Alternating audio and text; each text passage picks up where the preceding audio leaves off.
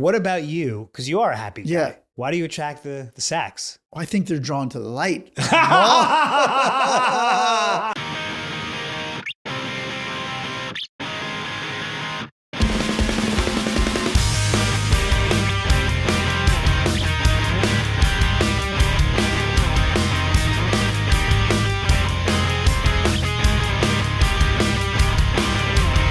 Man of the year. Man of the year. Man of the year.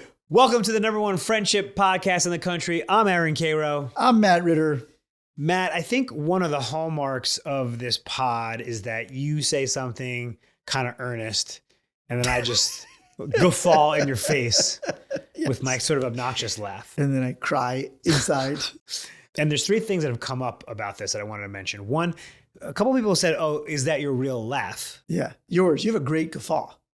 You know my whole life. That's my real laugh. Legendary guffaw. In fact, sometimes I'll just be watching TV by myself, And you loud and I go, "Whoa, wow, I am legit. I'm legit." The second thing is, do you have any cavities? Never. No cavities. You know this about me. Never had a can of soda in my life. I've never had candy in my life. But you don't go to the dentist. I go to the dentist more often than you. I guarantee it. So when I guffaw, Yeah. I have one cavity I think I got when I was like 7. I have a silver filling. I've seen it. And you could see it. And I'm like, that's horrific. Yeah, maybe you should change your guffaw angle. I know. Theo, can you change your angle? And I'm like, so self-conscious. Like, who has a cavity? Yeah, should you laugh down? I don't know. Maybe you need to laugh down.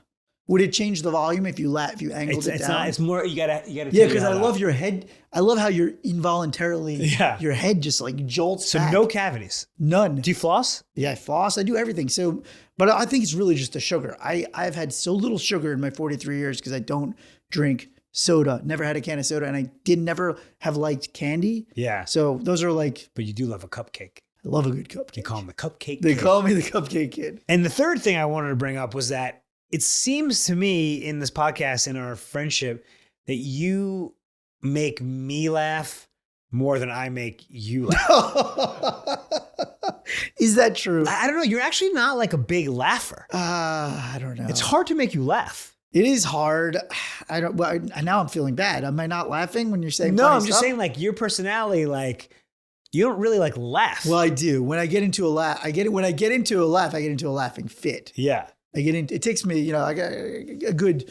You gotta have a good joke. I mean, we're comedians. It's harder. I think it's so hard because like after doing stand up for like 2 decades, you're just conditioned to just see the joke coming from a mile. Not you personally. Here we go. But I just think in general, Yeah. it's just the bar for funny gets raised. But yeah, I think I laugh enough.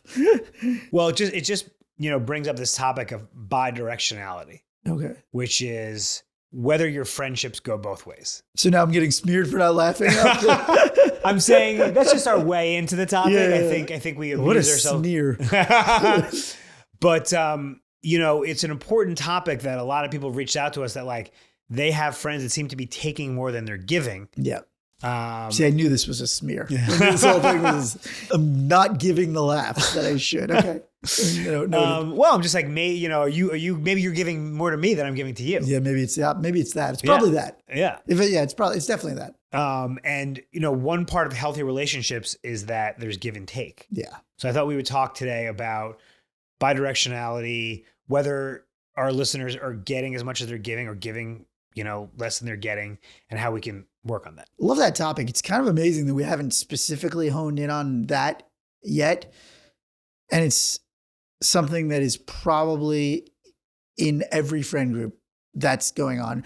Every person who's listening to this podcast probably has one person that they don't feel is an equal friendship. I guarantee it. Because I'm sure even you and I, you just told me you feel it's unequal. So. No, what I'm saying, wouldn't you agree? Almost everybody has a friend that they don't feel is an equal relationship. Yeah. Yeah, absolutely. Absolutely. I'm thinking of my friend Nicole, who I love, who just never responds to my texts, like 1 out of 10. But then on the 10th one, she goes, "You want to go to the Super Bowl?" Stop complaining. Yeah. I don't know. Is that uneven friendship? Yes, she's giving too much. I mean, I love her, but she just doesn't respond to my text unless we're going to the Super Bowl. Yeah, because I was going to say, I have a friend like that. I don't know if I want to call him out by name. Yeah. Has not, responded to my many invites to gatherings, big or small. Right. And then, we get together once every 6 months and he complains about how hard his life is. And then he doesn't invite me to the Super Bowl. Right. Well, I mean, let's talk about some examples of a unilateral friendship. Is it just people who are always coming to you for stuff, but then they're not there for you? Well, I think the one that people probably have the most is more the unilateral communication, where you're always making the plans, or you feel like you're always the one who has to put in the effort. I would say that, let's start with that, right? That's probably the base level of, non-balanced friendship of why am I the one that's always calling you? Why am I the one that's always emailing you or always making the plans? If I didn't call you or email you, would we even be friends? Like that. Right. Some friend pairs, one is more the plan maker. Yes.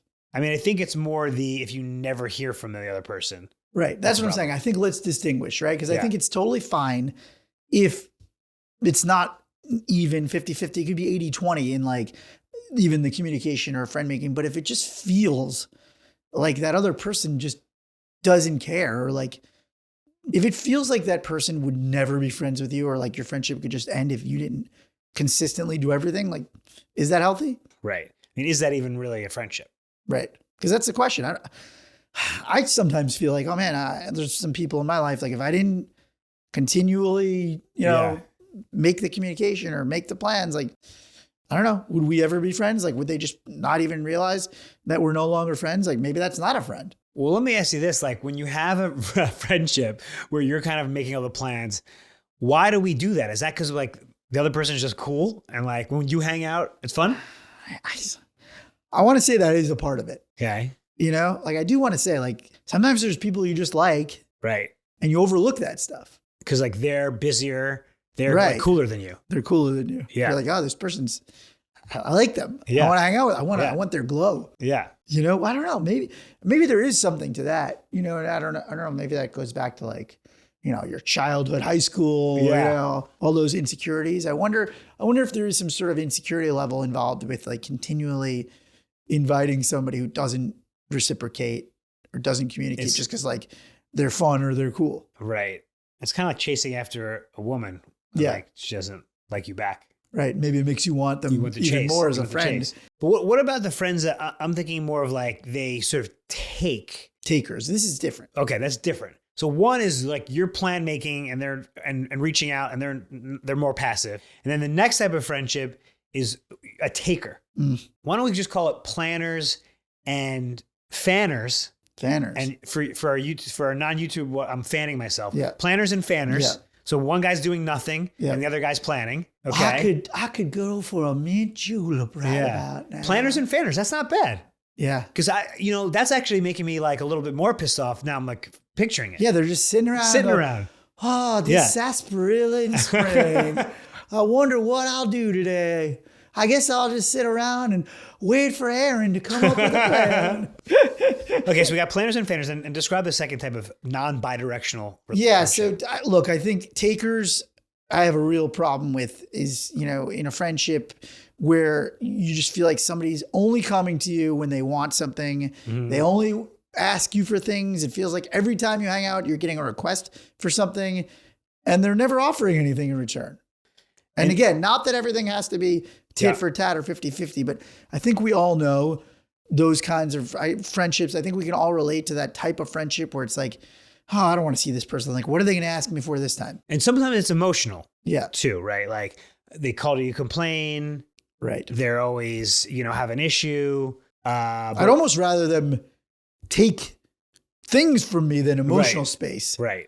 I'd rather just be oh, you need money? I'd rather give you money than my emotional space. Yeah. Okay. So what are we calling these friends? Right. So taker, right? So you don't want to just takers too on the nose? Just call them takers, but then there's nothing for the other people. Yeah. Takers and givers and takers. Givers and takers. Livers and givers. Are they vampires? Yeah. Friendship vampires. Friendship vampires. Yeah. Friendship vampires. So they kind of suck the energy out of you. Yeah, they suck the energy out of you. And they give nothing between. Friendship vampires. So we'll circle back to these two types, and let's just talk about the ideal friendship, which is, you're both calling each other for plans, something like what we have. Yeah. call each other when you need them. I think they're important because, first of all, you're very secure in those Yes. friends. Yes. I really like what you're saying there. Security is something we haven't really talked about. Like when you're not sure if someone's like your homie, it's not That a good sucks. That sucks. It's a shitty feeling. Yeah. When you don't know where you stand with a friend, like the older you get, why the hell would you want that? It's so much easier to have friends where you know exactly where they stand all the time. And you're never afraid to be like, I don't know, should I send this invite? They may not respond. Yeah. You know, oh, I don't even know if they're going to respond. Should I invite them? Like, life is too short. There's so many good people out there. So I've come up with a term Yeah. for these kind of friendships. Yeah. With two guys, and they're both sort of giving and taking equally, calling it amBROdextrous. amBROdextrous. Yeah. I like it. Yeah. I like Yeah? it. All right. amBROdextrous? I like it. So how can we turn I thought you were going to call them Bi-friendual. Bi-friendual? I It's don't close. know. It's close. I just saw your cavity. Oh, gross. Oh, gross. Oh, that's so like intimate. Oh, God. Oh. I can't unsee it. Oh, I can't no. unsee it. Oh. By the way, it's like in my molar for those who are not Listen, watching. I don't know. I want you to do something about it now. Oh, I just saw your cavity is the grossest thing you've ever seen. God, I've said. seen too much. I've just- seen a lot. Oh, you just saw my cavity. God. It's a deep molar, guys. It was a big laugh. That is M32, I think. Oh God. Oh God. So how could we turn planners and fanners and friendship vampires into amBROdextrous Yeah. relationships? Well, first of all, can they be shifted, right? Well, you're always the optimistic one. Yes. So that's the question, right? The Yeah. question is, I think you have to do a bit of an assessment of this person, right? Are they being a fanner because you've allowed them to be? Because you're the planner. Right. Because I tend to be a big planner. Right. And I don't tend to mind a lot. And I think only because this podcast has started, in some ways, I'm questioning whether I put in too much into some friendships that I'm like, I don't get a lot out of, right? So the question is, what is your obligation as the planner to go, okay, have I set up our friendship this way? Have I set up our friendship this way? Have I basically put no onus on this other person or communicated to them, hey, you need to call me sometimes? Because there are those TikToks going around. I think we made a posted one from our account of like, when you travel, one friend has the itinerary, the other one's like, just Venmo me. Totally. And listen, when you're in a relationship too, that happens. Like my wife does the planning for our trip and I'm like, Yeah. just Venmo me, babe. Yeah. Venmo me. Yeah. But is that going against what you said? Sometimes it's okay to be in a fanner relationship? No, because it is okay. The question is for you is, are you okay with it? Okay, got it. So that's Got the it. question. If you're not okay with it, right, how do then you- right. So this is yeah. different from a taker, right? Because I Okay. think a taker, Yeah. I think friendship vampire, you need to really take a hard look. If it's planners and fanners, we all know some people in the friend group are the planner. But if it bothers you, you have to go, first of all, have I just set it up that way? And if I have, do I want to change it? And if I want to change it, how do I change it? I'm sorry, I'm just remembering an anecdote that is just so like this. Tell me. So in college, our buddy, we'll just name him my buddy Sherm Dog, my fraternity brother. We were living off campus, and like everyone was wasted, and he broke my door down to my room in the. Ran through it. I think he ran through it. Yeah. Wow. Yeah, it might have been Dave, but I think it was Sherm Dog. And then the next day he's like, I'm sorry, I'll call the campus apartments to get you a new door. Get you a new door. And then he never did. And I'm like, dude, what the fuck? And he's like, I just knew like you would get it done faster than I would. Which is fucking insane. That's ridiculous. But true? It's true. I actually think for this podcast, sometimes I'm like, when we're like editing and stuff, and I'm like, I think there's probably a little part of me of like, you're so much more organized. There's a part of me that just wants to be like, you just do it. You know what I mean? Like, I think with somebody like you, Yeah. people's natural inclination is just to go like, oh, Karo will organize it. Yeah. So I think in some ways, a lot of us who are planners set ourselves up for that. Right? What do you think of Sherm Dog's? No, he should have called and fixed it. That's crazy. Oh, I knew you'd get your door fixed. Yeah, of course. I'm not going to live without a door in my house. Like if you broke somebody's car window and you didn't get it fixed. Oh, I knew you wouldn't drive around without a car window. But yeah, obviously. There's something kind of just brilliant about that. Like, oh, I just thought you would do it. Yeah, of course. Yeah, of course I am. I'm not going to. Like almost respect. Yeah, he's like, I just knew you wouldn't walk around with no door in your house. It's ridiculous. Oh, man. Yeah, but I was going to pay you for it, but you do it. No, I hate when people do that. It's like, oh, well, you get it and I'll pay you for it. It's like, well, then that's not you doing the thing. So a couple of things I do as a planner who knows a lot of fanners. God, I really like that. One, we'll agree on plans. I'll say, can you book it? Can you set it up? Can you do it? And then usually they're like, oh yeah, they realize I haven't done shit in forever. It's really easy. Yeah. You're right. If you spread the wealth of the chore, you'll know right away what you're dealing with. Another thing I want to delineate a little bit is that if something is happening, assign one of the tasks. Yes. So in other words, if me and you were going to dinner, I'd say, will you make the res? That's one thing. If me and you were going on a trip, I'm like, you're in charge of getting the groceries. Yeah. Those are both. Except for the ice, which I always tell you about last minute. I was going to say ice and I stopped myself because I would never assign you to get the ice. You know, I have like PTSD whenever I drive over here because I'm like, is he going to call me to get ice? You're not even having a party. I could picture Karo like just turning around, like just instinctually to the Gelsons, oh, I gotta get ice, without me even telling him, because I always tell him last minute. You know, we're gonna have probably a big party here for your birthday this summer, and like I'm already thinking about like what's the ice situation. Oh, yeah. You're gonna need to get the ice. Yeah, so those are two very small things. Just give them a task or just tell them, okay, you got to do it. Now, of course, the thing is they could just not do it. That's the problem. So I don't know if I should tell this story. My wife planned somebody's party and was kind enough to host it here. And these other girls that she didn't really know foisted a lot of the responsibility on her when the main responsibility was just we were going to host and they were going to do everything else. And they did not step up at all. And they kind of knew, because my wife's an event planner, that they were like, oh, well, you're better at this. That's the other thing they pull. And they pulled that with her. That was the door thing. Yeah. They pulled that on her and I was really pissed about it. Yeah. They pulled oh, you're better at this. It's like, no, this was your responsibility. She's doing you a favor.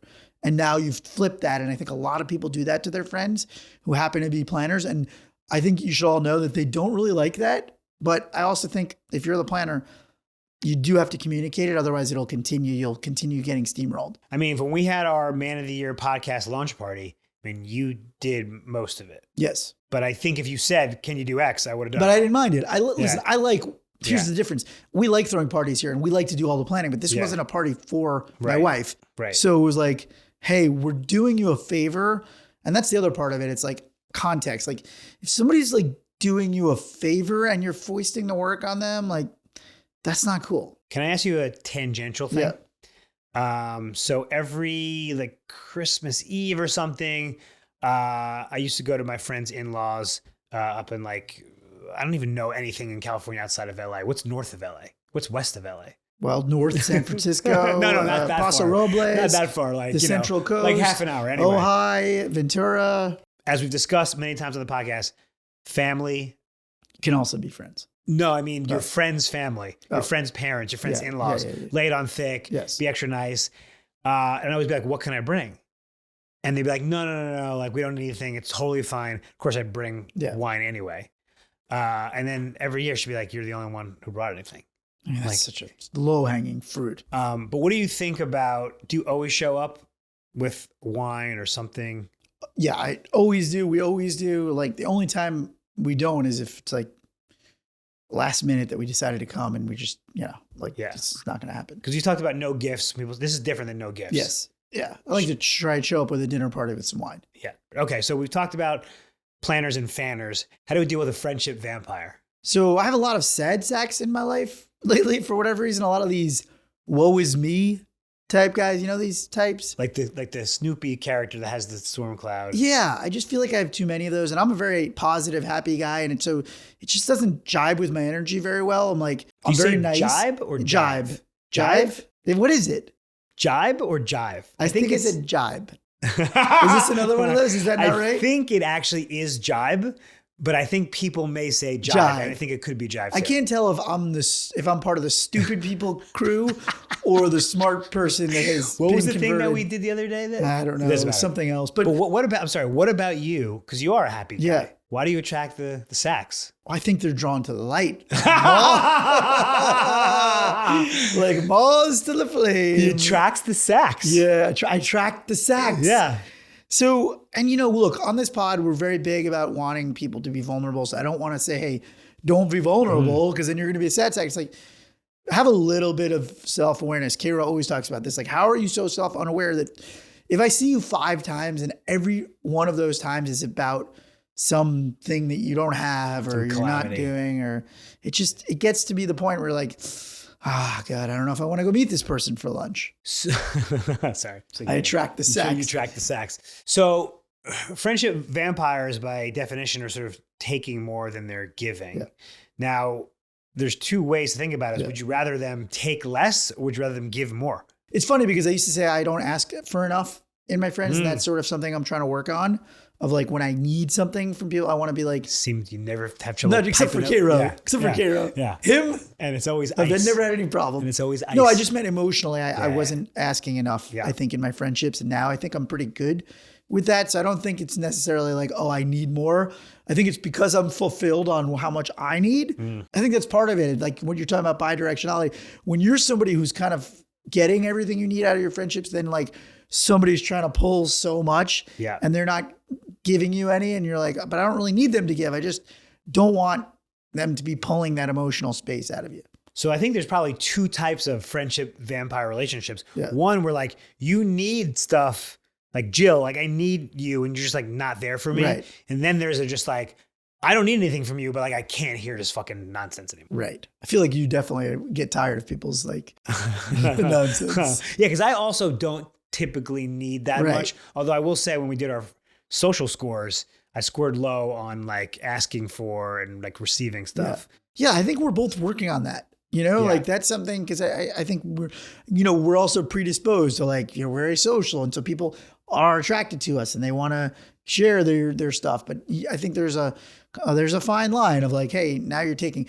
But then the other taking, which I also don't like, we have a friend who's been coming around and like asking for things. Like what?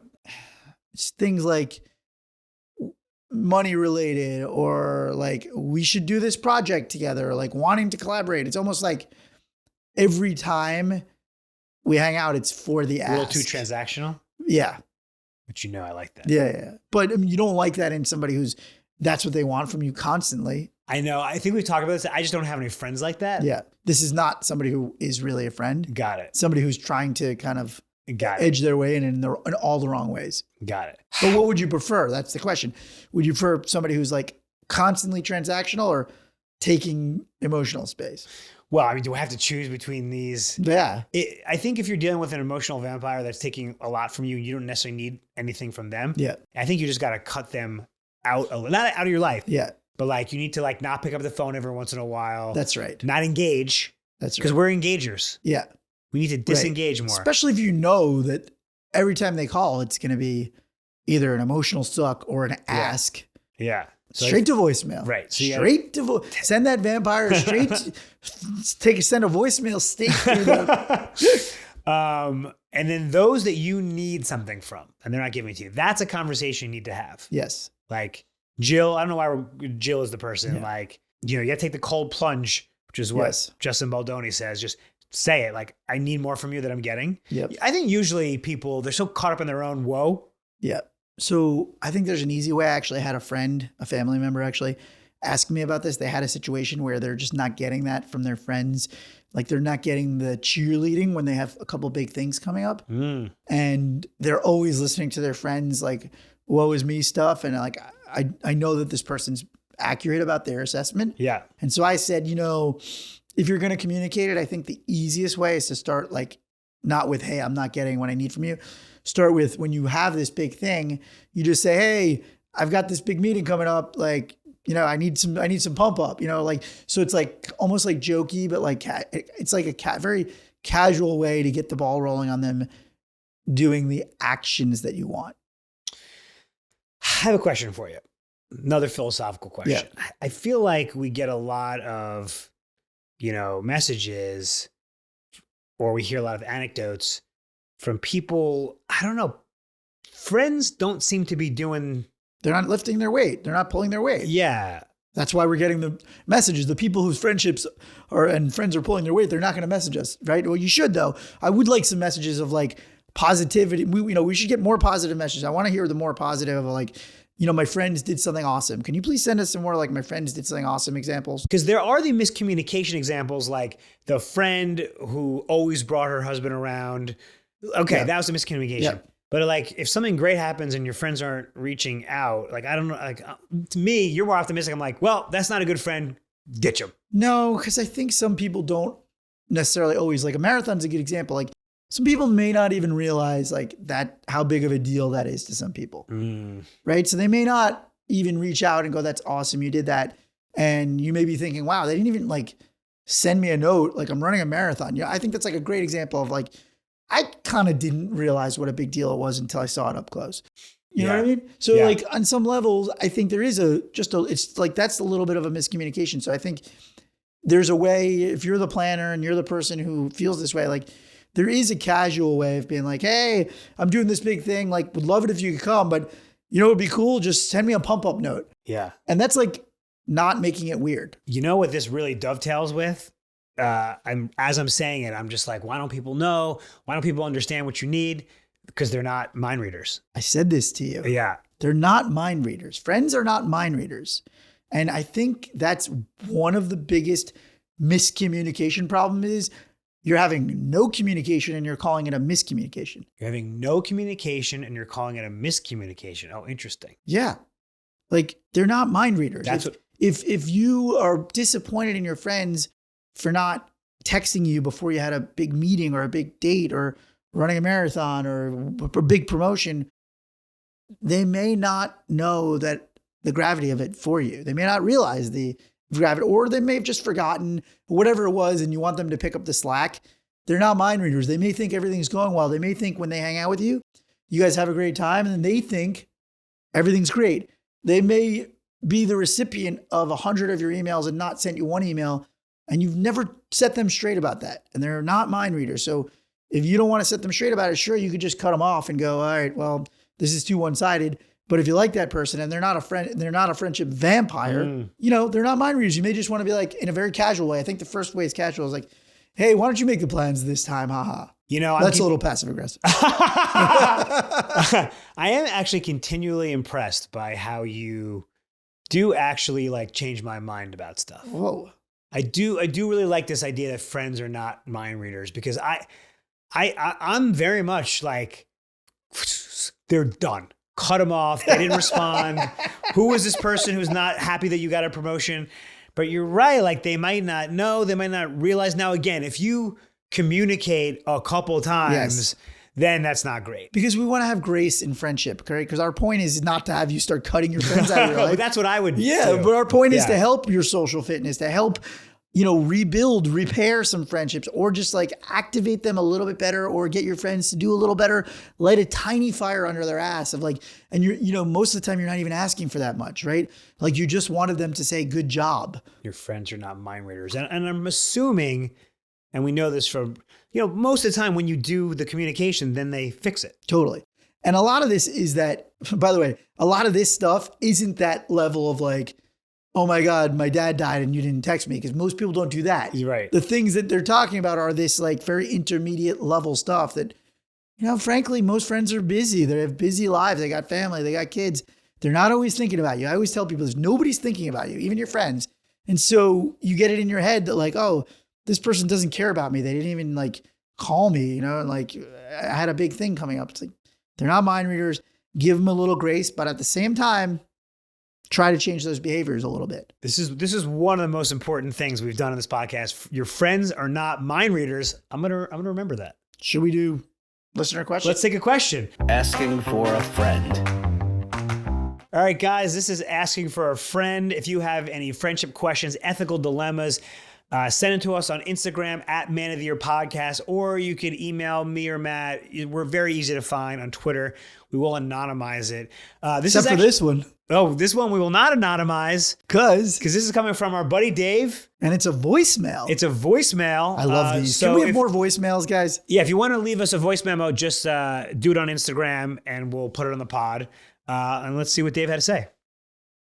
Love the pod. I'm asking for a friend. So I've got these two friends. One of them hooked up with this girl and it didn't really go anywhere. And friend one was really upset about the whole thing and told friend two how he felt about it. Anyways, a few weeks later, friend two hooks up with the same girl. And they really like each other and they want to pursue a relationship. So friend two told friend one got really upset and basically said, it's her or me. So my question, asking for a friend, is what should friend two do? Well, this is a really interesting one. First of all, friend two shouldn't have probably hooked up with this girl in the first place. Okay. Tell me why. Well, friend one hooked up with her, liked her, was spurned by her, was upset. Okay. So you say that's out of bounds forever. Well, if friend two marries her, then it's fine. Right. Because that's what I was going to say. At the end, love conquers all, right? If this is really the person that you're meant to be with, like your friend's going to have to understand. But marriage is the only thing that absolves him. Oh, not even if they end up falling in love and dating, that's not enough? that doesn't reach your threshold? I mean, honestly, this is a really tough one because I feel like I've been in both places. Like friend number one, they hooked up once. Right. So like whatever. I think that's like not an ideal example. I think what our audience would be more relevant for them is if friend one had dated this person. Well, then I actually think it's easier, but I want to stick to this example. Okay. So you think friend is fair game? Yeah. Friend one hooked up with her one time and now friend two is having a relationship with this person. They get along. If I said to you, Matt, I went out with this girl, we hooked up, it was really great, like I'm into her, and she just like kind of ghosted me. I'm like super bummed. And then 3 weeks later, you went and go. It's tough. If the time period is that short, which sounds like it was, that's tough. That's a hard move. That's not a good friend. But at the same time, if the ultimate result is that they hit it off, like, I mean, relationships are, dating is hard. Finding somebody that you really click with, like obviously person one and this girl didn't click, like she has agency too. Like what? You don't get to claim. That's the other thing. You don't get to claim women. Of course I agree with that. You said it in a way that no, I'm just saying, I think a lot of guys, younger guys, especially, I think they have a claim. Of course, that woman can do whatever the fuck she wants. But I just think there's like this bro code that acts like women don't have agency, and like she chose not you. You're not right for this person. Yeah, but just think about it. Like friend number two had a moment where he ran into this girl. Yes. It's not a good friend move. No doubt it's not a good friend move. Now the question is, what level of friend violation is it? That's the thing. It's not like, hey, you're hooked up with your buddy's girl. This is a woman he went on a date with. Like, let's get real here. As an adult, it's hard to find somebody. Look, you're single. I mean, I'm married, so you're single. Like, hey, would you do this? First of all, if you knew a friend had, hooked up with a girl, would you are you now obligated to never hook up with this person? Honestly, what I think that I may do is talk to him first. Obviously, our number one rule on our podcast, right? Well, communicate. In this case, they didn't do that. They didn't do that, so they both screwed up. Now he might say "fuck you," right? And then have to deal with it. But I think if Jill is going to be our new name of a woman and everything. Hey man, I ran into Jill. Whew, that's tough. Right. If he says I ran into Jill, I'm thinking about asking her out. That's what he should do, right? I mean, that's like our ideal great communication buddies. I mean, but he's asking forgiveness, not permission. Yes. No, he didn't do it right. But now his friend is putting him in a really tough spot. His friend is now saying, it's her or me. And now he likes this girl. But what would friend number one say if he asked permission? Could he just say no? No. A good friend is supposed to say, yes, you have my blessing. The scorned guy would be like, I'm not thrilled about it, but if you really like her, because like, that's the thing. You shouldn't randomly just date, like, why is he going out with this girl? He's going out with her, presumably, because he thinks there's real potential. Yeah. But it's like, hey, I just want to hook up with this person. Like, No, why are you damaging your friendship just to hook up with this girl? But it sounds like obviously that's not the case, you know? Look, in an ideal world, you ask your friend and they give you the blessing, but most of the time they probably don't. They go, hey, I'd rather you not. And he already knew that his friend would obviously rather not, you assume. And that's why he didn't tell him. Do we think that age plays a factor in this question at all? Yeah, I mean, I think, we know that these guys are in their late 30s, early 40s. I mean, we're assuming so. That I would think it's rarer if this happened for like older people. Yes. You know, in your 20s, I think you just do whatever you want. Yeah, in your 20s, you do whatever. Your friend's pissed for a minute, Right. and then you hug it out. But okay, so this is now, let's just say, okay, he didn't ask permission. They hooked up. Now they're dating. He's like, I'm super into her. It's just like, it's putting, obviously friend number one's got to eat it, but like it's putting him in I feel for one. I feel for one, but he's making the wrong move by giving an ultimatum to your friend. I don't like giving friends ultimatums. As a general rule, I really don't like that. Yeah. I had a friend do that to another friend about, long story short, this person had made a new friend and it turns out that new friend had done something bad to their old friend. And the old friend was like, it's her or me. Right. And I generally think like everybody has a right to be friends with whoever they want, but you know, obviously sometimes you have to choose loyalties. If somebody has treated your friend badly, like it's not ideal, but you know, sometimes like, you know, your friendship and their friendship are totally different things. Dude, so you think friend number two, I mean, there's a lot of layers to this thing. Friend number two is now dating a girl he really likes. His good friend is like, do you always choose the girl? No, I don't think you should give I really don't think you should give an ultimatum in that situation. But he's been given an ultimatum. He's friend number two. Right. So he's been given the ultimatum. Yeah. God, that's such a tough, I mean, like. So your friendship's going to be ruined with this guy anyway, because now you broke up with a girl. Right. It's not good. Yeah. I think, first of all, you go back to the friend and say, I don't appreciate you giving me an ultimatum. I really like this girl. I'm sorry. The friend one is doing that because he's hurt and he's emotional. Yeah. And I think friend two owes him an apology, which was never given probably. Yeah. First should start off like, hey man, I'm really sorry. I should have asked your permission. We've really hit it off. I really like her. I'd like us to get over this. How can we get past this? Is there a way for us to get past this? Like, I know you're feeling hurt. I would feel the same way. If I were in your shoes, I'd be pissed at you and I shouldn't have done that. And I'm being man enough to admit that I was wrong and I was a bad friend. Do you think friend number two should say because actually like what you just said, should he also say like, hey, like you weren't dating? No, because the other guy's hurt and pissed and now they're just going to like get into it. And friend one could be like, yeah, but you knew I really liked her anyway. And like, just avoid that. Right. I think you just I think you avoid that because you're just going to, that's putting gasoline on the fire of rejection. Don't you think? Yeah, you're probably right. Like using logic isn't going to work. Right. That's what I'm saying. This person who's giving you ultimatums, super emotional. I don't agree with it. I don't think it's a good friend move. But if you really value friend one, but you also want to maintain this relationship, like you just have to go, look, man, I'm really sorry. I shouldn't have done this.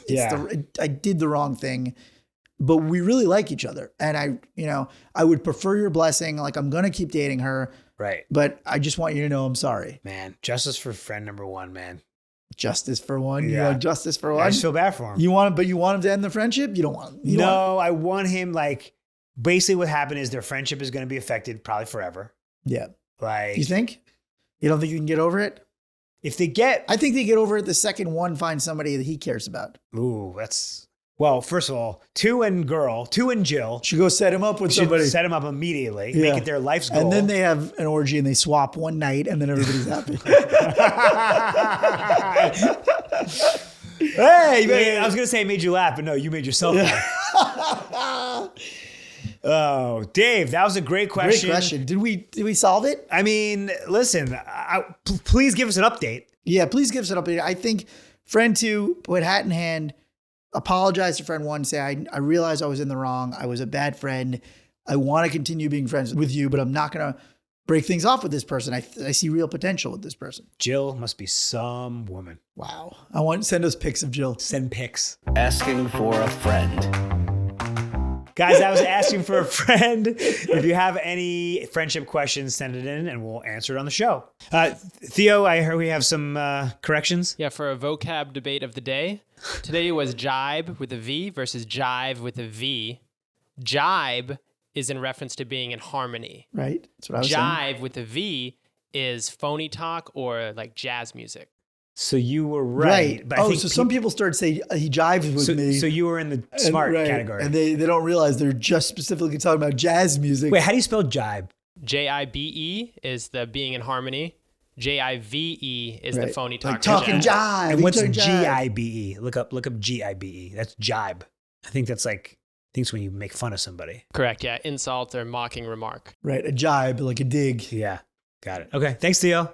So what do we learn?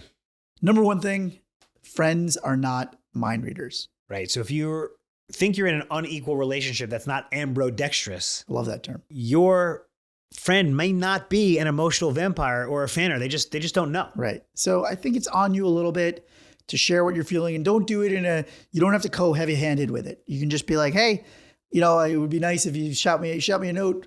I've got a big job interview tomorrow. I need a little pump up. And if they don't respond well, put that stick through the heart. All right, guys, that's our show. Please let us know, what topics do you want us to cover? We would love to hear from you. Be good to yourself. Be good to your friends. Love you, buddy.